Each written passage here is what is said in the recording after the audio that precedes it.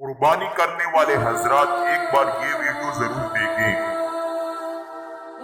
قربانی کا ارادہ رکھنے والے خواتین و حضرات ذی الحجہ کا چاند نظر آنے کے بعد اپنے بال اور ناخن نہ کاٹیں۔ حدیث نبوی صلی اللہ علیہ وسلم کا مفہوم ہے کہ جب عشر ذی الحجہ داخل ہو جائے تو جس شخص کے پاس قربانی ہو اور وہ قربانی کا ارادہ رکھتا ہو تو وہ اپنے بال کاٹے نہ ہی ناخن تراشے۔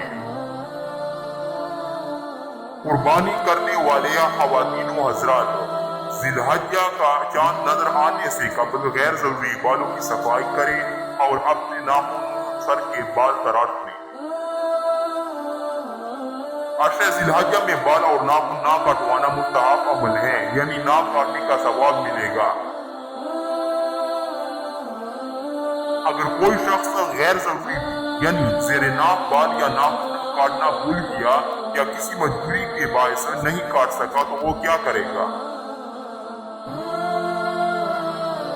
غیر ضروری یعنی زیر ناک بال یا ناخن کاٹے ہوئے 40 دن پورے ہو رہے ہوں تو قربانی سے پہلے بال اور ناخن کاٹنا ضروری ہے۔ رسول اللہ صلی اللہ علیہ وسلم نے مونچھیں کوترنے، ناخن کاٹنے، زیر ناک بال اور بغل کے بال صاف کرنے کی آخری حد 40 دن مقرر فرمائی ہیں۔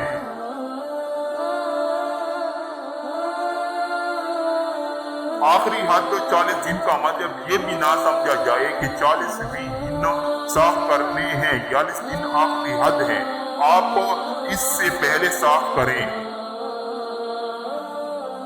قربانی کرنے والے خواتین و حضرات کا بلا ضرورت بال اور ناخن کاٹنا مکروہ تنزیہ ہے، یعنی نامناسب ہے۔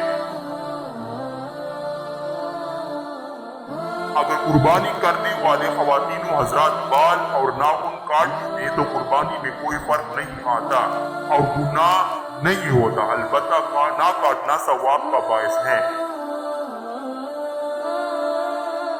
اللہ تعالیٰ تمام مسلمانوں کی قربانی اپنے بارگاہ رحمت میں قبول فرمائے، آمین۔ اس ویڈیو کو ضرور شیئر کریں، ہو سکتا ہے کہ ایک شیئر سے یہ بات کسی کے دل میں اتر جائے۔ صلی اللہ علی محمد صلی اللہ علیہ وسلم۔